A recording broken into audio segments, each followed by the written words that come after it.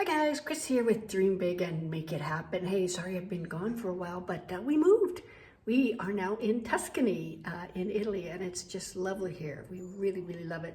We're a little medieval hill town that we adore. But as promised, I wanted to give you the next precept in The Way to Happiness by L. Ron Hubbard. And this precept is be temperate. Now, what does temperate mean? Well, temperate just basically means use things in moderation. And so I'm going to read a little bit of The Way to Happiness from the website here and go into some examples on how that applies. So the first one is don't take harmful drugs. People who take drugs do not always see the world in front of them. They are not really there. On a highway, in casual contact, in a home, they can be very dangerous to you. People mistakenly believe they feel better or act better or only happy when they're on drugs. This is just another delusion. Sooner or later, the drugs will destroy them physically. Discourage people from taking drugs. When they are doing so, encourage them to seek help in getting off of them.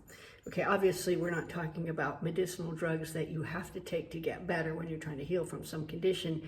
But there's a lot of drugs in our society, and it is my personal opinion that is the biggest downfall in society, is this rushing to drug every particular thing that comes up in life, I can go into that in detail, the difference between, say, Italy and America. I had a surgery in both places.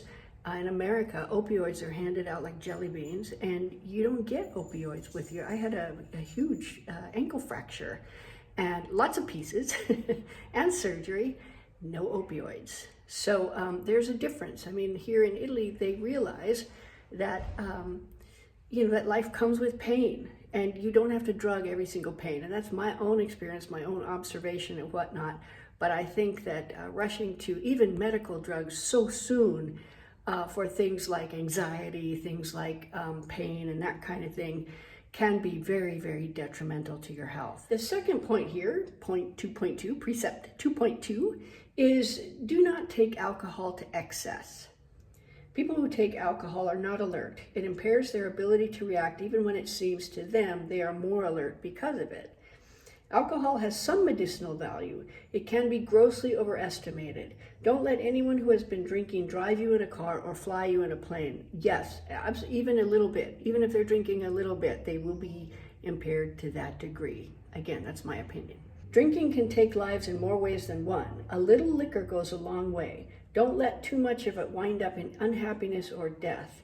Deter people from excessive drinking. So you can see how being temperate can actually apply in these situations.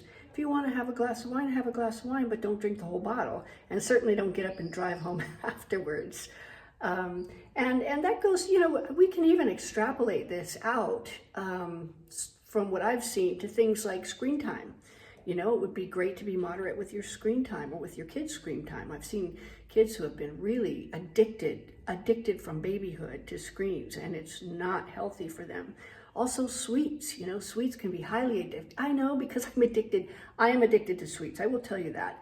It's a huge burden for me to try to do it in moderation, but I try to do that. So being temperate in life is actually a good sort of way to get through life for many things. There's a lot of things that you shouldn't go overboard on, specifically, drugs and alcohol and that kind of thing. So yeah, those are my particular opinions on it. The sugar one and the screen time one is just one that I've observed personally and have seen the results of. So there you go, guys. Be temperate, and we'll see you soon.